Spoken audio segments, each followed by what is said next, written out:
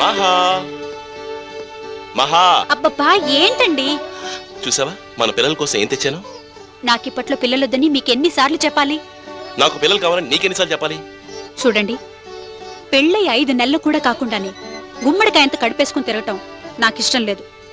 At least first anniversary వరకైనా enjoy చేద్దాం. ఆ ఎంజాయ్ చేసేదేదో పిల్లలతోటే చేద్దాం. మనకి తోడుగా ఓ బుచ్చి మదిగడు, ఓ బుల్లి మహా. ట్విన్స్ అయితే ఇంకా హ్యాపీ. మనకిద్దరం. ఓహో, అనుకోవడానికి ఎంతో థ్రిల్లింగ్ గా ఉంది కదా? లేదు, చాలా ఇరిటేటింగ్ గా ఉంది. ఇప్పట్లో పిల్లల్ని కనడం నా వల్ల కాదు. నా వల్ల అవుతుంది. ఏంటి వేళకోళంగా ఉందా? లేదు, మనకి వేళయింది. బాబా దింపండి. సూపర్ బావా, అదరగొట్టేశారా.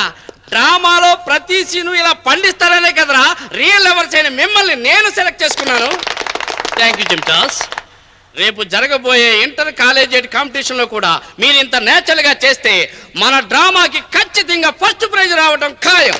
ఇలాగే చప్పట్లతో ఆడిటోరియం మొత్తం మారుమోగడం ఖాయం. స్టాప్ ఇట్ జిమ్టాస్. మన డ్రామా చూడడానికి నేను 2 సినిమా ప్రొడ్యూసర్లు పిలిచాను. వాళ్ళిద్దరూ మన డ్రామా చూసిన తర్వాత నేను సినిమా డైరెక్టర్ అయిపోతాను. కట్ చేస్తే కులు మనాల్లో సాంగ్ షూట్ చేస్తూ ఉంటాను. కట్ చేస్తే మీరిద్దరూ పెళ్లి చేసుకుని అక్కడికే హనీమూన్కి వస్తారు. ఆ తర్వాత కట్ చేస్తే నీ పేక్ కట్ అయిపోద్ది.